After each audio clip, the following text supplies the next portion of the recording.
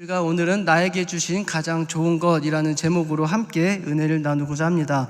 이 보통 기독교인들에게 이 하나님께서 우리에게 주신 가장 좋은 것이 무엇인지를 물어본다면은 굉장히 다양한 답변이 나오기 마련입니다. 그러니까 누군가에게는 이 직장이 될 수도 있는 것이고, 또 부모에게는 자녀가 가장 좋은 것이 될 수도 있는 것이고, 또 우리 학생들에게는 좋은 성적이 또 주님께서 나에게 주신 좋은 것이라 생각이 될 수도 있는 것이죠. 그러니까 이 세상에서 가질 수 있는 것에 대한 이 좋은 것을 우리가 보통 연상하기 마련입니다. 근데 이게 세상적인 것을 말한다고 해서 그것이 결코 잘못된 것은 아니라는 것이죠. 다만 우리는 오늘 이 본문을 통하여서 주님께서 나에게 주시는 좋은 것이라는 것에 대해서 함께 은혜를 나누고자 합니다. 그래서 우리가 이 보통 세상을 살아가다 보면은 이 세상에서는 우리가 커다란 이 전쟁터라고 표현할 만큼 굉장히 치열하게 살아갈 수밖에 없는 것이죠. 조금의 실수도 용납되지 않고 연약한 자들은 살아남지 못하는 굉장히 살벌한 곳이 이 세상이라는 것입니다. 그런 곳에서 그 이치와 형편에 맞게, 그리고 상황에 맞게 살아가다 보니 우리도 그 안에서 동화되어지는 것은 어쩔 수가 없는 것이죠. 그렇게 살아가다 보니 이 이윤을 추구하게 되고, 내게 주어진 것에 이 만족하지 못하고 다른 사람보다 더 가져야 되고, 또 더 잘 돼야 되는 이 나의 만족에 대한 기준이 타인에 의해서 결정되어지는 그러한 삶이 될 수도 있다는 것이죠. 그러나 이 사실을 알고 있다면은 우리는 이 세상 가운데서 치열하게 산다고 할지라도 결코 우리의 삶이 비참하지는 않습니다. 그것이 바로 무엇이냐면은 하나님이 나에게 주신 어떠한 것이든 가장 좋은 것이다라고 하는 그 신앙 고백이 되는 것이죠. 그것을 우리가 오늘 이 말씀을 통해서 함께 알아보고자 합니다.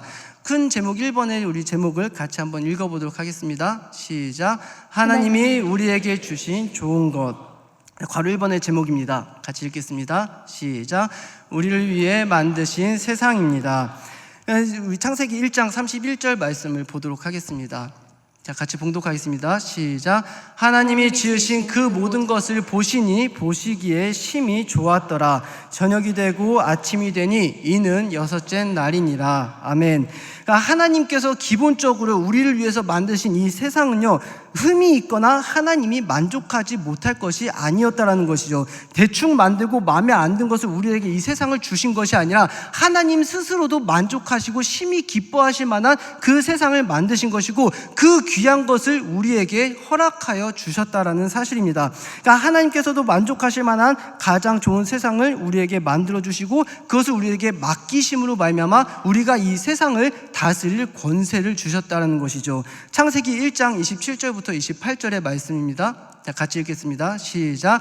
하나님이 자기 형상 곧 하나님의 형상대로 사람을 창조하시되 남자와 여자를 창조하시고, 하나님이 그들에게 복을 주시며 하나님이 그들에게 이르시되 생육하고 번성하여 땅에 충만하라. 땅을 정복하라. 바다의 물고기와 하늘의 새와 땅에 움직이는 모든 생물을 다스리라 하시니라.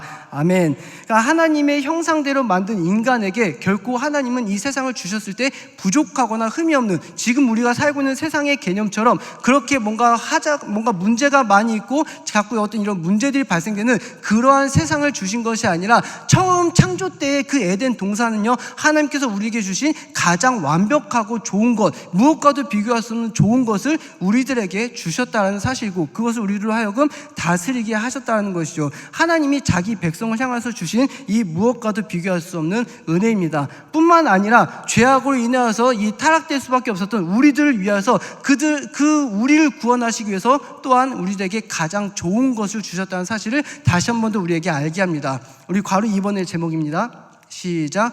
예수님입니다. 우리가 이제 많이 알고 있는 말씀 중에 하나입니다. 요한복음 3장 16절의 말씀을 보면은요, 하나님이 세상을 이처럼 사랑하사 독생자를 주셨으니 이는 그를 믿는 자마다 멸망하지 않고 영생을 얻게 하려 하심이라. 아멘. 하나님이 세상을 이처럼 사랑하신다라고 하는 것은 우리가 알고 있는 이 모든 세상이 아니라 하나님의 택함 받은 그 백성들을 사랑하심으로 말미암아 그들에게만 유일하게 허락되어진 예수님을 주셨다라는 것이요. 근데 그 예수님은 하나님의 여러 아들 중에 하나가 아니라 독생자라고 표현을 합니다. 오직 하나밖에 없는 그 독생자를 우리들에게 그 구원을 위해서 주셨다라는 사실을 분명하게 말씀하고 있는 것이죠.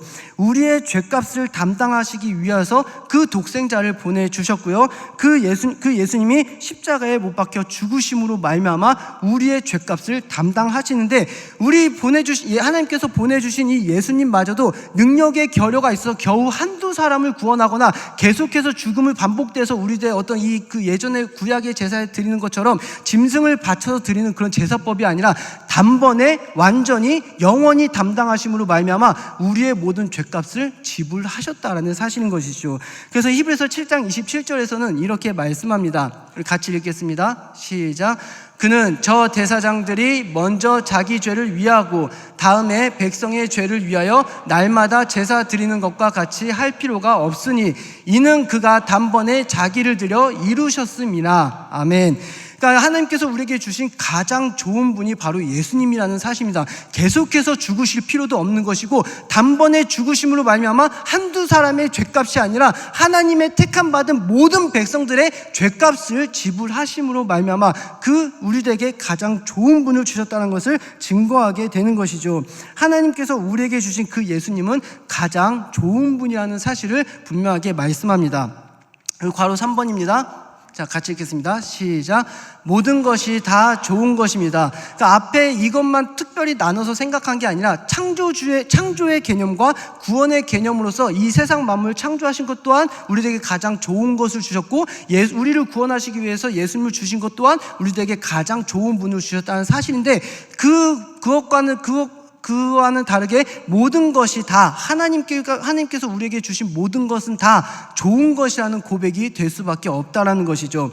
그러니까 이 하나님께서 우리에게 주신 것은 그 자체가 다 좋은 거라는 사실입니다. 왜냐하면은 우리 하나님은 한 번도 우리들에게 원망받으실 일을 하신 적이 없다라는 사실을 우리가 분명하게 알고 있다는 것이죠. 다시 말하면 이것이 무슨 말입니까? 하나님은 한 번도 우리들에게 나쁜 것을 주신 적이 없으시다는 것이죠. 그것이 하나님은 우리들에게 항상 좋은 것을 주셨기 때문에 하나님은 우리들에게 불평을 받으시거나 원망을 받으실 만한 분이 아니라는 것을 분명하게 말씀합니다. 세상을 창조하실 때에도 가장 좋은 것을 주셨고, 우리를 구원하실 때에도 우리들에게 가장 좋은 분을 보내주셨습니다. 심지어 지금도 우리 하나님은 예배를 드리는 우리들에게 그 살아계신 하나님을 만나고 체험하게 하심으로 말미암아 이 예배가 결코 질이 낮거나 떨어지거나 이런 것이 아니라 이 예배를 드림으로 말미암아 무엇과도 비교할 수 없는 은혜와 축복을 우리에게 허락하여 주신다라는 사실인 것이죠. 이 예배를 드림으로 말미암아 살아계신 하나님을 만난다라고 하는 그 고백은 우리로 하여금 하나님이 가장 좋은 것을 계속해서 공급해 주시는 분이시다라는 것을 우리로 하여금 알게 하는 것이죠. 그렇기 때문에 우리가 하나님을 경외할 수 있는 이유입니다. 그냥 이 가장 좋은 은혜, 이 우한 폐렴 가운데서도 우리가 이 예배를 포기하지 않았던 그 이유는 바로 하나님이 그 예배를 통해서 우리에게 가장 좋은 것을 주시는 분이시다는 그 믿음의 고백이 있기 때문에 우리가 어떻게든 이 예배 자리를 사모했었던 것이고, 어떻게든 그 말씀의 자리를 사모했었던 것이죠. 나에게 주신 가장 좋은 것이라는 그 신앙 고백이 바탕이 되어 있기 때문입니다. 그렇기 때문에 이 신앙 고백이 있는 자들에게는 이 보편적으로 나타나는 특징들이 있습니다. 우리 큰 제목 2번을 같이 한번 읽겠습니다. 시작. 하나님께서 주신 가장 좋은 것을 실감한 자들은 불평하지 않습니다. 이 창세기 37장 4절의 말씀입니다. 시작. 그의 형들이 아버지가 형들보다 그를 더 사랑함을 보고 그를 미워하여 그에게 편안하게 말할 수 없었더라. 아멘. 하나님께서 주신 가장 좋은 것을 인지하지 못하는 자들에게 나타나는 전형적인 습성입니다. 어떤 것이냐면은 지금 나에게 주신 것에 대한 좋음과 최고를 인정하지 못하고 남의 잘됨만을 본다라는 것이죠. 남의 잘됨을 보고 부러워하고 나도 그런 축복을 받겠습니다라고 고백하면은 참 좋겠지만 그게 아니라 어떻습니까? 지금 이 요셉의 형들은 요셉이 누리고 있는 모든 좋은 것을 보면서 시기하고 미워하고 질투하게 되는 거죠. 그러니 요셉 앞에서 편하게 말할 수도 없고 미워하면서 그런 모습을 나타나게 되는 것이죠. 결국 이 요셉은 어떻습니까? 형들에 의해서 애굽으로 팔려가게 되는 것이죠. 창세기 37장 18절부터 20절 그리고 28절을 보겠습니다. 시작. 요셉이 그들에게 가까이 오기 전에 그들이 요셉을 멀리서 보고 죽이기를 꾀하여 서로 이르되 꿈꾸는 자가 오는도다. 자, 그를 죽여 한 구덩이에 던지고 우리가 말하기를 악한 짐승이 그를 잡아먹었다 하자. 그의 꿈이 어떻게 되는지를 우리가 볼 것이니라 하는지라. 그때에 미디안 사람 상인들이 지나가고 있는지라 형들이 요셉을 구덩이에서 끌어올리고 은 20에 그를 이스마엘 사람들에게 팔매 그 상인들이 요셉을 데리고 애굽으로 갔더라. 아멘. 그러니까 지금 이 요셉의 상황이 완전히 뒤바뀌게 된 것이죠. 그전에는 그 아버지 밑에서 평안함을 누렸었던 이 요셉이었는데 지금은 한순간에 모든 것을 잃어버리고 이방 나라의 종으로 팔려가게 되는 그러한 비참한 상황입니다. 그런데 그 요셉이 그 자리에서 한 것이 뭐냐면은 하나님을 향한 불평이 아니었다라는 것이죠. 우리 창세기 39장 3절부터 4절의 말씀입니다. 시작. 그의 주인이 여호와께서 그와 함께 하심을 보며 또 여호와께서 그의 범사에 형통하게 하심을 보았더라. 요셉이 그의 주인에게 은혜를 입어 섬김에 그가 요셉을 가정총무로 삼고 자기의 소유를 다 그의 손에 위탁하니. 아멘.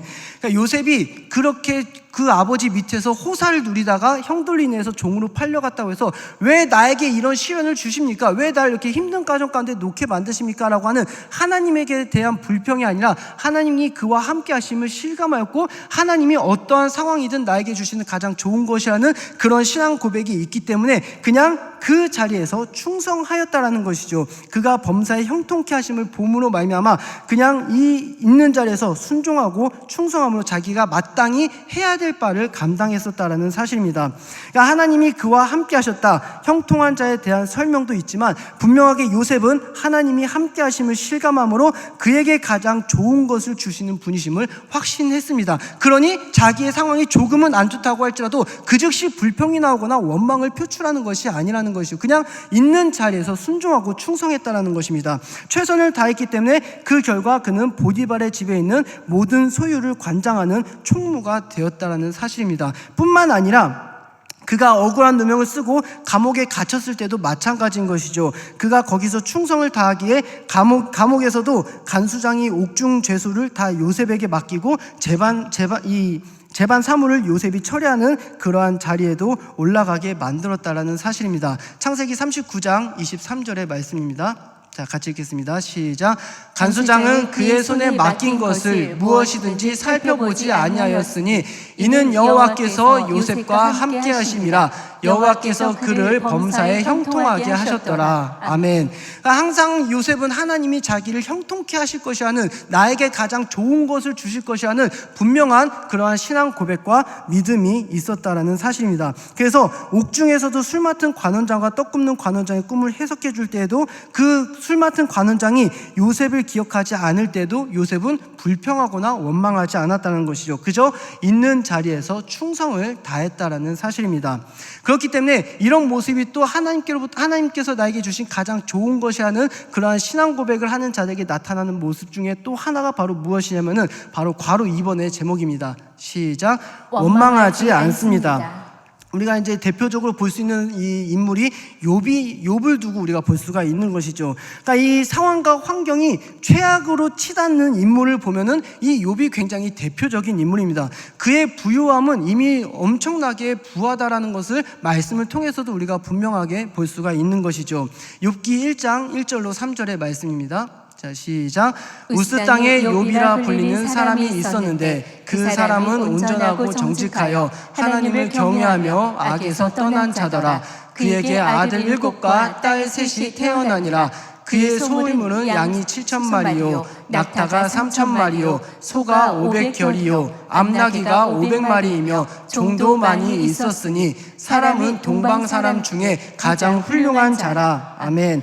그러니까 소유며 성품이며 자녀며 뭐 하나 빠짐없이 받은 사람입니다.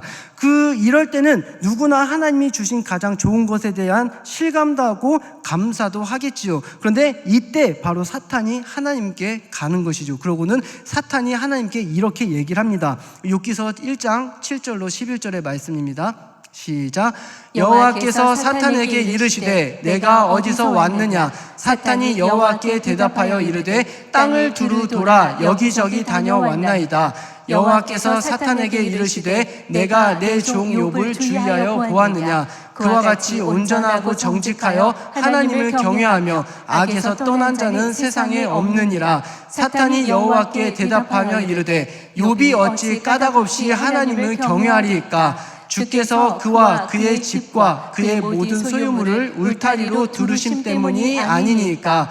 주께서 그의 손으로 하는 바를 복되게 하사 그의 소유물이 땅에 넘치게 하셨음이니이다.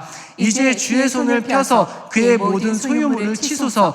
그리하시면 틀림없이 주를 향하여 욕하지 않겠나이까. 아멘. 그러니까 이 사탄이 하나님께 욥을 두고 하는 얘기가 바로 이렇다라는 것이죠. 욥이 아무런 이유 없이 하나님을 경외할 이유가 없다라는 것입니다. 다 하나님께서 주셨기 때문에 욥이 하나님을 경외하고 감사하는 것이 아니겠습니까? 이렇게 물으면서 만약 이 모든 것을 빼앗으시면은 당신을 향하여서 욕할 것입니다라고 분명하게 말하고 있는 것이죠. 그 후에 이 욥은 자신이 삶에서 겪을 수 없는 가장 최악의 사건을 겪게 되는 것이죠. 그러니까 욥기서 1장 13절로 19절의 말씀입니다. 같이 읽겠습니다. 시작. 하루는 욥의 자녀들이 그 맏아들의 집에서 음식을 먹으며 포도주를 마실 때에 사환이 욥에게 와서 이르되 소는 밭을 갈고 나귀는 그 곁에서 풀을 먹는데 스바 사람이 갑자기 이르러 그것들을 빼앗고 칼로 종들을 죽였나이다. 나만 홀로 피하였으므로 주인께 아래로 왔나이다. 그가 아직 말하는 동안에 또 한 사람이 와서 이르되 하나님의 불이 하늘에서 떨어져서 양과 종들을 살라 버렸나이다. 나만 홀로 피하였으므로 주인께 아래로 왔나이다. 그가 아직 말하는 동안에 또 한 사람이 와서 아뢰되 갈대아 사람이 새 무리를 지어 갑자기 낙타에게 달려들어 그것을 빼앗으며 칼로 종들을 죽였나이다. 나만 홀로 피하였으므로 주인께 아래로 왔나이다. 그가 아직 말하는 동안에 또 한 사람이 와서 아뢰되 주인의 자녀들이 그들의 맏아들의 집에서 음식을 먹으며 포도주를 마시는데 거친 들에서 큰 바람이 와서 집 내 모퉁이를 치매 그 청년들 위에 무너짐으로 그들이 죽었나이다. 나만 홀로 피하였으므로 주인께 아래로 왔나이다 한지라. 아멘. 굉장히 많은 일들이 정말 이 순식간에 일어나게 되는 것이죠. 그러나 이 사건이 여기서 끝나는 것이 아니라는 것입니다. 욥기서 2장 7절부터 9절까지 보면은 그 환경이 무너졌다면은 이번에는 욥의 자신의 신체에 나타나는 어려움과 문제에 직면하게 되는 것입니다.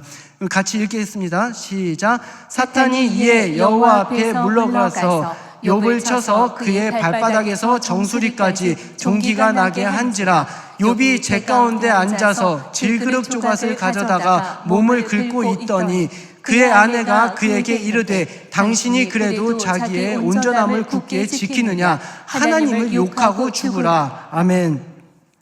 이 아내가 욥에게 차라리 하나님을 욕하고 죽으라고 할 때에는 그 옆에 있는 그 사람도 얼마나 고통 중에 있었다는 것을 우리가 실감할 수가 있다라는 것이죠. 그러니까 그 말에 욥이 반응하는 것이 바로 무엇이냐면 그렇지 하나님이 나한테 이래서는 안 되지 이렇게 대답한 게 아니라 그 가운데서도 욥은 굉장히 한결같이 그의 신앙을 고백하며 오히려 자기 아내를 향하여서 이렇게 얘기를 하게 되는 것이죠. 욥기서 2장 10절의 말씀에서 같이 보도록 하겠습니다. 시작. 그가 이르되 그대의 말이 한 어리석은 여자의 말 같도다. 우리가 하나님께 복을 받았은즉 화도 받지 아니하겠느냐 하고 이 모든 일에 욥이 입술로 범죄하지 아니하니라. 아멘. 그러니까 지금 이 욥이 그 어리석은 여자의 말이라고 질책을 하면서 하나님께 복을 받았은즉 화도 받는 것이 당연한 것이 아니겠느냐라고 고백을 하고 있다는 것이죠. 그러니까 선택적으로 복만 받고 화는 됐습니다. 고난은 안 받겠습니다. 이게 아니라 하나님이 주신 모든 것이 다 좋은 것이라고 하는 이 욥의 고백이 분명하게 담겨져 있다는 것이죠. 그러니 입술로는 그가 범죄한 일이 없다라고 고백하게 되는 것입니다. 이것이 비단 2장 10절뿐만이 아니라 1장 20절부터 22절에 그의 환경이 풍비박산 났을 때도 욥이 했었던 동일한 고백입니다. 우리 같이 읽도록 하겠습니다. 시작.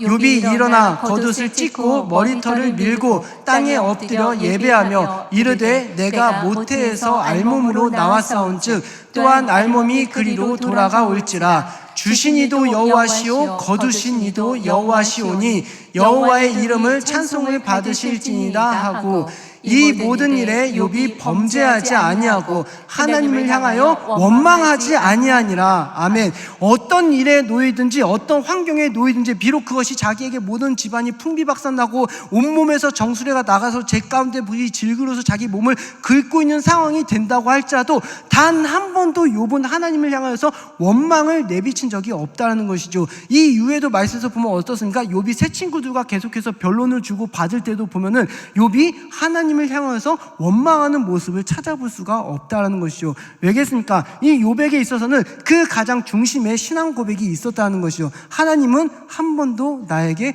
원망받으실 일을 하신 적이 없으시다. 나에게 주신 모든 것이 다 좋은 것이다. 그 자기 아내에게 말할 때도 하나님이 복도 주셨는데 화도 주시 못할 이유가 뭐가 있겠는가? 나는 그렇다고 해서 내가 하나님께서 이 나를 고난 가운데 놓게 만들었다고 할지라도 나는 내 입술로는 범죄하지 아니하노라. 하나님을 원망하지 않겠다라고 분명하게 고백하고 있는 것이죠. 이 하나님이 주신 것이 가장 좋은 것이다라는 이 고백이 없으면은요, 환경에 따라서 하나님을 찬양하다가 또 원망할 수밖에 없는 것입니다. 그러니까 힘들 때에 받은 것은 기억하지 않고 그냥 자기의 힘들만을 생각하면서 왜 나를 이런 고통 가운데 놓게 해주셨는지를 불평하고 원망하게 되는 것이죠. 그래서 지금 내가 힘들면은 원망하게 됩니다. 욥의 아내뿐만 아니라 친구들도 뭐라고 얘기합니까? 욥을 조롱하면서 너가 지은 죄가 많으니까 벌 받는 게 아니겠는가라고 하면서 이 욥의 친구들 역시도 그저 그냥 욥이 겉모습에 처해져 있는, 욥이 지금 하나님께로부터 받은 모든 것이 다 좋은 것이라는 그 신앙 고백은 보지 못하고 그냥 욥의 겉모습만 보고 너가 죄가 많으니까 이 죄가 이 하나님께서 벌을 내리신 것이 아니냐라고 얘기하는 것이죠. 그러나 욥은 그 조그만한 원망도 하지 않았다라는 사실입니다. 욥기서 아까 봤듯이 1장 22절의 고백과 2장 10절의 고백을 보면은 분명하게 알 수 있는 사실인 것이죠. 그가 처한 상황이 이렇다라고 해서 하나님께 원망하는 범죄를 저지르지 않겠다고 말하는 것입니다. 왜냐하면은 계속해서 반복되는 내용입니다. 하나님은 나에게 가장 좋은 것을 주셨다라는 사실을, 그 믿음의 고백이 있기 때문입니다. 그렇기 때문에 그 믿음의 고백을 가지고 사는 사람들은 굳이 다른 사람들의 것을 눈돌릴 필요가 없는 것이죠. 우리 괄호 3번의 제목입니다. 시작. 탐내지 않습니다. 하나님이 우리에게 주신 모든 것이 좋은 것이다라고 하는 그 고백이 바탕이 되면은 우리는 남의 것을 탐내지 않습니다. 시기하거나 질투하지도 않습니다. 우리가 잘 알고 있겠지만은 10계명 중에 10번째 계명을 기억하십니까? 이 10번째 계명은 내 이웃의 집을 탐내지 말라. 내 이웃의 아내나 그의 남종이나 그의 여종이나 그의 소나 그의 낙이나 물은 내 이웃의 소유를 탐내지 말지니라 라고 하면서 이 10계명 10번째 계명을 그렇게 말하고 있는 것이죠. 그러니까 우리는 이 계명을 통해서 하나님이 주시는 모든 것이 가장 좋은 것이다라는 사실과 그 믿음의 고백을 하게 되는 것이죠. 그러니까 이 10번째 계명은 10계명 중에 인간을 향한 5번째부터 이 10계명 중에 최종판이라고 볼 수가 있는 것입니다. 하나님께서는 이런 탐심으로 인한 공동체의 무너짐을 방지하며 동시에 하나님이 나에게 주신 것이 가장 좋은 것임을 고백하게 합니다. 그러니까 다른 사람의 것을 탐낸다라고 하는 그 근본적인 이유가 바로 무엇이겠습니까? 나랑 비교하다 보니 내가 가진 것은 만족이 안 되고 저 사람 것이 더 좋아 보이는 그런 탐심과 이기심과 시기심으로부터 출발하게 되는 것이죠. 내가 없는 것을 저 사람이 갖고 있다고 해서 그때부터 내 이웃의 것을 탐내기 시작하면서 그 탐심이 적극적이든 소극적이든 어떤 방편으로든지 상대방의 것을 취하고자 만들어는 그런 악한 마음으로 넘어가게 된다는 것이죠. 쉽게 말하면은 이 하나님이 나에게 주신 것보다 저 사람이 주신 것이 더 좋아 보이니 내 것을 버리고 상대방의 것을 취하겠다라고 하는 굉장히 이기적인 그런 교만한 마음이 된다는 것입니다. 그러니까 저 사람이 하나님께 주신 가장 좋은 것을 받았을 뿐인 것이고 나는 나에게 주신 하나님이 가장 좋은 것이 있다는 그 믿음의 고백이 되는 것이죠. 그렇기 때문에 우리가 오전에도 우리 담임 목사님께서 말씀하셨지만 그 축하합니다, 부럽습니다, 복을 받겠습니다가 아니라 나도 복을 받았습니다. 이미 받았다라는 사실인 것이죠. 그러니까 남의 잘됨을 우리가 기뻐하고 축하하면 되는 것이지만 내가 없는 것을 저 사람이 받았다고 해서 그것을 가지고 우리는 그거를 탐낼 필요가 없는 것이죠. 하나님은 지금 나에게 가장 좋은 것을 주시는 분이시라는 사실을 분명하게 말씀하고 있습니다. 그렇기 때문에 이 탐심의 모습이 나타날 필요가 없다라는 것이죠. 굳이 남의 것에 눈을 돌릴 필요가 없다라는 사실입니다. 그래서 이런 지금까지 얘기한 것들을 들어보면은요, 하나님이 주신 것은 세상의 것만 있는 것처럼 보이는데 그것이 전부가 아니라 오늘 말씀의 핵심을 우리가 다시 한번 더 이제 나누려고 합니다. 큰 3번의 제목입니다. 우리 같이 읽도록 하겠습니다. 시작. 나에게 주신 성령님은 가장 좋습니다. 하나님께서 단지 세상에 복만을 주시는 분이라고 한다면은 우리는 하나님을 의지하고 섬기기가 어렵습니다. 우리 하나님은 거기에 국한되어져 있으신 분이 아니시라는 사실을 이 말씀을 통해서 분명하게 알게 하신다는 것이죠. 그 나에게 주신 가장 좋은 것의 결정판, 최종판이 바로 이 우리들에게 성령님을 주셨다라는 사실입니다. 그러니까 하나님 편에서 인간을 바라볼 때 하나님이 주시는 가장 좋은 것은 뭔가 환경이나 상황이나 이런 것들이 아니라 바로 성령님을 우리에게 주셨다라는 사실입니다. 그것이 오늘 본문과 같은 내용이지만 다른 구절로 이 말씀하는 그 내용인 것이죠. 우리가 오늘 본 본문의 말씀 마태복음 7장 9절부터 11절의 말씀을 다시 한번 보겠습니다. 시작. 너희 중에 누가 아들이 떡을 달라 하는데 돌을 주며 생선을 달라 하는데 뱀을 줄 사람이 있겠느냐? 너희가 악한 자라도 좋은 것으로 자식에게 줄 알거든. 하물며 하늘에 계신 너희 아버지께서 구하는 자에게 좋은 것으로 주시지 않겠느냐. 아멘. 이것이 같은 구절 누가복음 11장 13절에서는 이렇게 말씀합니다. 너희가 악할지라도 좋은 것을 자식에게 줄 알거든. 하물며 너희 하늘 아버지께서 구하는 자에게 성령을 주시지 않겠느냐 하시니라. 아멘. 하나님께서 우리에게 주신 것은 분명하게 마태복음에서는 좋은 것을 주시지 않겠느냐고 얘기하는데 그 좋은 것이 누가복음에서는 더욱더 구체적으로 우리에게 말씀하고 계시다라는 사실입니다. 이 누가복음에서는 그 좋은 것이 바로 성령님이다라고 말씀하고 있는 것이죠. 성령님을 우리에게 주셨기 때문에 우리가 주님을 만날 수 있는 것이고 그 성령님을 우리에게 주셨기 때문에 하나님이 우리에게 주신 모든 것이 다 좋은 것이다라고는 그 믿음의 고백이 가능하다라는 것이죠. 성령님이 아니고서는 우리가 하나님께로부터 주신 모든 것이 다 좋은 것이라는 고백이 될 수가 없다라는 것이죠. 왜냐? 무늬만 기독교인이고 무늬만 그냥 종교를 갖고 있는 사람들은 그냥 시절조차 그냥 이 좋을 때는 찬양하고 나쁠 때는 원망하는 그런 모습들이 비일비재하게 나타나지만 우리 믿는 자들에게 있어서 적어도 성령님이 내주하는 우리들에게 있어서는 환경이나 상황에 따라서 우리의 신앙이 낯색변하지 않는다라는 것이죠. 그 이렇든 저렇든지 간에 우리가 하나님을 향해서 한결같이 감사의 고백을 할 수 있는 이유가 바로 무엇이겠습니까? 성령님으로 말미암아 주님이 나에게 주신 모든 것이 다 좋은 것이다라고 하는 그 믿음의 고백이 일어나기 때문이라는 것이죠. 그러니 하나님께서 우리에게 주신 가장 좋은 것의 최종이고 결정판은 바로 성령님을 우리들에게 주셨다라는 사실입니다. 그러니 우리가 이 성령님으로 말미암아 불평하거나 원망하거나 탐내지를 않는다라는 것이죠. 그 성령님이 내 안에서 내주하시고 역사하시니 그로 말미암아 나는 그저 기쁨과 감사로 주님 앞에 순종하고 충성하면서 살아가는 것이지 나에게 주시지도 않은 것 같고 다른 사람과 비교하고 왜 이거 안 주시냐고 그거 갖고 내가 왈가왈부하지 않는다는 것이요. 주시면은 감사함으로 받는 것이고 또 내가 필요한 게 있으면은 주님 앞에 간구하는 것이고 그렇기 때문에 마태복음 7장 7절에서 말하는 계속해서 간구해라 구하라 그러면은 너에게 주실 것이라고 하는 그 주님께서 간구에 대한 이 모습까지도 분명하게 말씀하고 있는 것이죠. 그래서 우리가 다른 무엇과도 비교할 수 없이 우리에게 있어서 가장 중요한 간구의 목적이 되는 것은 간구의 제목이 되어야 되는 것은 바로 성령 충만이라는 사실입니다. 그것이 우리에게 있어서 가장 중요한 내용이 되는 것이죠. 이것이 구약에서 아버지와 아들이 하나님이 주신 가장 좋은 이 성령님에 대한 그 고백이 대조적으로 나타나는 모습을 우리가 볼 수가 있는데 다윗과 그의 아들 솔로몬의 예를 보고 우리가 알 수가 있는 것이죠. 우리 시편 51편 11절의 말씀에서 보면은요 다윗의 고백이 바로 이렇습니다. 우리 같이 읽겠습니다. 시작. 나를 주 앞에서 쫓아내지 마시며 주의 성령을 내게서 거두지 마소서. 아멘.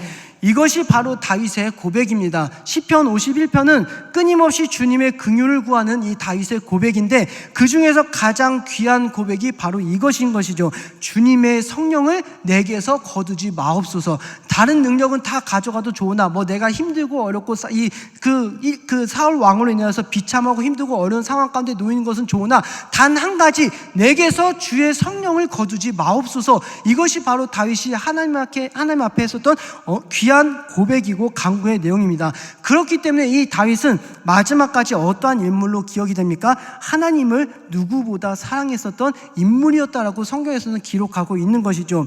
하나님께서도 다윗을 평가하시기를 어떻게 평가하시냐면은 이 다윗이 우리아의 일 외에는 다른 어떤 것도 범죄하지 아니었고 정직하게 행하였다고 평가해 주시는 것이죠. 열왕기상 15장 5절의 말씀입니다. 같이 읽겠습니다. 시작.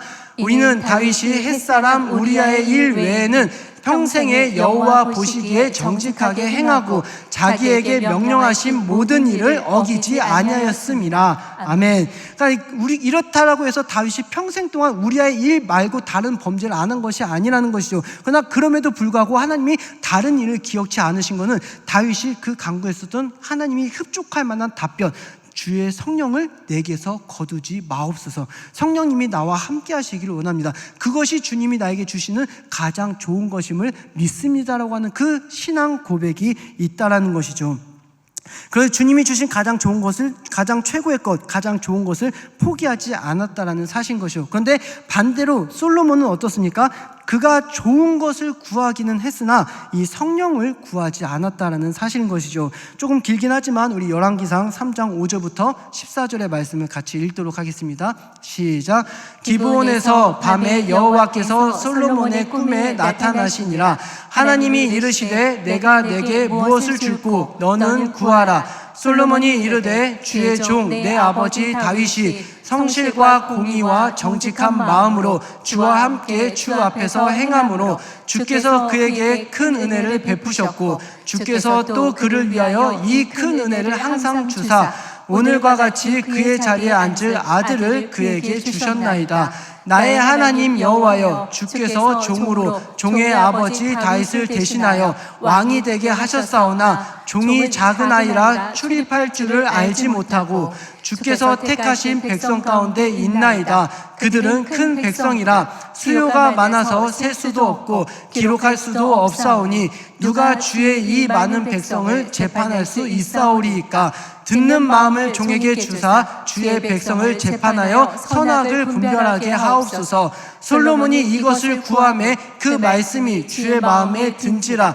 이에 하나님이 그에게 이르시되 내가 이것을 구하도다. 자기를 위하여 장수하기를 구하지 아니하며 부도 구하지 아니하며 자기의 원수의 생명을 멸하기도 구하지 아니하고 오직 송사를 듣고 분별하는 지혜를 구하였으니 내가 내 말대로 하여 내게 지혜롭고 총명한 마음을 주노니 내 앞에서도 너와 같은 자가 없었거니와 내 뒤에도 너와 같은 자가 일어남이 없으리라. 내가 또한 내가 구하지 아니한 부귀와 영광도 내게 주노니 내 평생의 왕들 중에 너와 같은 자가 없을 것이라. 내가 만일 내 아버지 다윗이 행함같이 내 길로 행하며 내 법도와 명령을 지키면 내가 또 내 날을 길게 하리라. 아멘. 이 솔로몬이 하나님이 기뻐하시는 간구는 하지만 구하지 않은 것이 있었다는 것이죠. 성령을 구하지 않았다는 것이죠. 그냥 이 백성이 큰 백성입니다. 이 백성을 잘 다스릴 수 있을 만한 선악을 분별할 수 있는 지혜를 달라고 요구를 한 것이지 성령님을 내게 주심으로 말미암아 그 은혜가 갑절로 있게 해달라는 그런 고백이 없었다는 것이죠. 유일하게 이 구약 성경 가운데서 성령을 구했었던 인물은 다윗과 그리고 이 엘리야의 그 제자 엘리사밖에 없었다는 말씀입니다. 그러니까 엘리야가 무엇을 줄고 했을 때 엘리사가 당신의 성령이 하는 것을 갑절을 내게 주소서라고 하는 그 믿음의 고백이 분명하게 있었다는 것이죠. 그러나 이 솔로몬은 훌륭하고 좋은 것을 구하기는 했으나 성령님을 구하지를 않았습니다.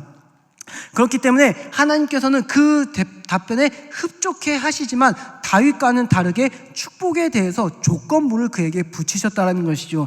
우리가 방금 본 14절의 말씀이지만 내가 만일 내 아버지 다윗의 행함같이 내 길로 행하며 내 법도와 명령을 지키면 내가 또 내 날을 길게 하리라 라고 이렇게 말씀하고 있는 것이죠. 근데 하나님께서 다윗에게는 이런 조건부적인 축복을 말씀하신 적이 없다는 것이죠. 그냥 다윗을 축복하셨고 다윗을 사랑하셨다는 것이죠. 다윗에게 너가 말을 잘 듣고 지켜서 행하면은 내가 너의 날을 길게 할 것이고 축복 줄 거야, 이런 말씀이 없다라는 사실입니다. 오직 그의 아들 솔로몬이 이것을 구했을 때 너가 좋은 것을 구했구나, 너에게 이 복을 주마. 그런데 너가 그 아버지 다윗 때와 같이 그렇게 정직하게 행하지 아니하면은 너가 이 축복의 날이 길지 아니할 것이라는 분명하게 그 조건부의 축복을 말씀하고 있다라는 사실인 것이죠. 이런 사실을 놓고 봤을 때도 이 다윗과 그의 아들 솔로몬의 명확한 차이가 분명하게 나타나고 있다는 것이죠. 가장 좋은 것인 성령님을 아는 자와 그렇지 못한 자의 차이가 분명하게 드러나고 나타나 있다는 사실입니다. 우리는 오늘 이 본문의 말씀을 통하여서 나에게 주신 가장 좋은 것, 성령님을 실감하는 그러한 시간이 되시기를 바랍니다. 우리 하나님은요, 우리들에게 한 번도 원망받으실 일을 하신 적이 없으시고, 또한 우리들에게 나쁜 것을 주신 적은 단 한 번도 없으시다라는 사실입니다. 그러니까 언제나 주님은 우리들에게 가장 좋은 것을 주시는 분이십니다. 그것을 성령님을 주심으로 말미암아 우리들에게 그 하나님의 사랑을 확증하셨다는 것이죠. 오늘 읽었던 그 말씀인 이 마태복음 7장 9절부터 11절과 누가복음 11장 11절부터 13절의 말씀을 기억하시길 바랍니다. 하물며 악한 자라도 자기 자녀에게는 좋은 것을 줄 줄 아는데 하늘에 계신 아버지께서 우리들에게 가장 좋은 것을 주시지 않겠느냐. 그런데 그 가장 좋은 것이 바로 무엇이냐? 우리들에게 성령님을 주셨다라는 사실인 것이죠. 그 성령님을 주셨기 때문에 우리는 그 믿음의 고백이 가능하다라는 것이죠. 주님이 나에게 주신 모든 것이 다 좋습니다 라고 하는 그 믿음의 고백이 되는 것이죠. 그렇다 분명 우리가 세상에 살면서 어려운 일도 있을 것이고 힘든 일도 있을 것이고 고난이 있을 수도 있습니다. 그래도 우리는 주님이 우리에게 주신 모든 것이 가장 좋은 것이라는 그 신앙의 고백이 있기 때문에 불평하거나 원망하지는 않습니다. 남이 잘 된다고 해서 그것을 가지고 탐내하거나 탐심이나 시기를 나타낼 필요도 없는 것이죠. 낙심할 필요도 없는 것입니다. 자기 백성을 끝까지 사랑하시는 주님께서 그 자기 백성을 향하여서 한량없는 은혜를 베푸신 뿐만 아니라 우리들 각자에게 그 상황에 맞는 가장 좋은 것을 주시고 채워주시는 분이 바로 우리 주 하나님이라는 사실입니다. 독생자까지 아끼지 않으신 우리 하나님께서 우리들에게 무엇을 아끼겠습니까? 하나님은 우리들에게 항상 좋은 것을 주시는 분이십니다. 그 사랑과 은혜에 감사함으로 오직 주님이 편이 되어 하나님을 기쁘시게 하며 이익을 남기는 복된 삶을 살아가시는 우리 귀한 평강의 성도님들이 되시기를 주의 이름으로 축원합니다. 우리 이 시간 같이 손을 모으고 기도하도록 하겠습니다. 우리는 이 시간 오늘 이 본문의 말씀을 통하여서 주님이 나에게 주신 가장 좋은 것에 대하여서 들었습니다.